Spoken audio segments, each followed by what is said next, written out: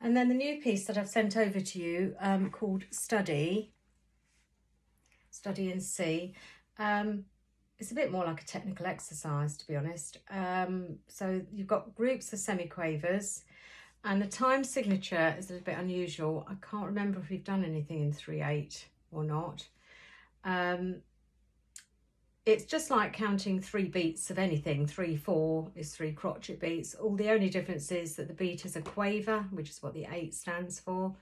So the semiquavers, of course, are quarters. So 2 semiquavers will make 1 count.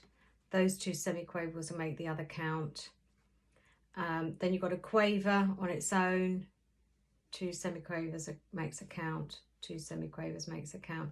So I don't know if it's come across on your copy that I've sent you, but there is some counting written in the music, but it might be a bit faint.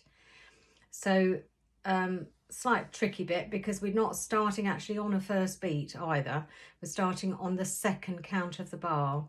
So you would count 1, then play 2 notes to the second beat, 2 notes to the third beat. Then that's the first beat, first C in that bar. Second beat comes on the left hand, 2 notes, then the other 2 notes. So I'll clap that rhythm, I think. I'll count 3. 1, 2, 3, then 1, 2 and 3 and 1, 2 and 3 and 1, 2 and 3 and 1. And it tends to repeat that rhythm. So just grab a pen. I'll just follow that music with the pen on the music.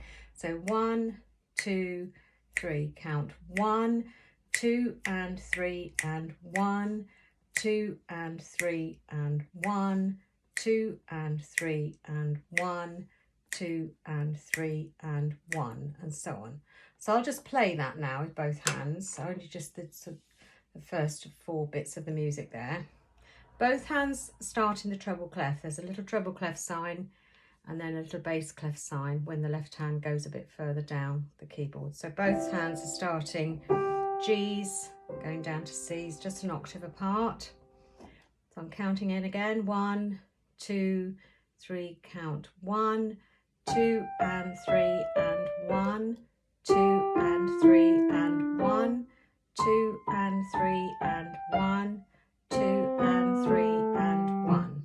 Okay, so that shows just how those semiquavers and the quaver work into the rhythm. Okay, so just again, we're starting on G, high G in the right hand, and just the G below in the left hand in the treble clef. So the 5 notes go from G to C, and the left hand the same. Then the right hand moves up to a higher C, and the left hand moves down to middle C.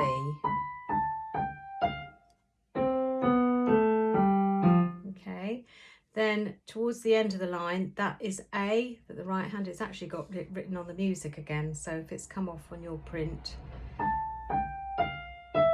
There's a chord that goes with that, which is G and B. Then move the 5th finger to F. Now I'm on the next line. That's the same chord again in the left hand, but with B in the right hand. Okay, I'll just do a little bit more. Now the left hand starts with the thumb on the G. Okay, and the chord in the right hand, you should, if you use the thumb, which you would do on the B, you should have the 2 and the 4 next door, which gives you that C and that E chord. Okay, so I'll take the left hand from the group of semiquavers that start on the G. Okay, now there's an arrow and a word down written here. You go down an octave in the left hand to low C and finish. There's a line and a tick in the music, so that's a good place to stop really if you have a go at this one.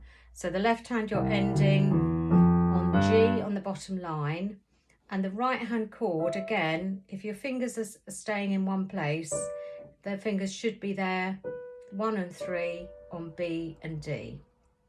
Okay, so I'll play it all the way from the beginning again, and I'll count as I'm going along. So starting G and G in the right hand as well. Okay, so my little finger in my left hand's on middle C, then you know you're in the right part of the piano. Okay, so I'm going to count a whole bar of 3 and then an extra count, 1, and then I come in on count 2. 1, 2, 3, 1, 2 and 3 and 1, 2 and 3 and up to top C, left hand to middle C, right hand to A, then to F, now the left hand thumb to G, and left hand down to C, and stop there. See how you get on. If it's a bit tricky, then we can go through it in the lesson next time.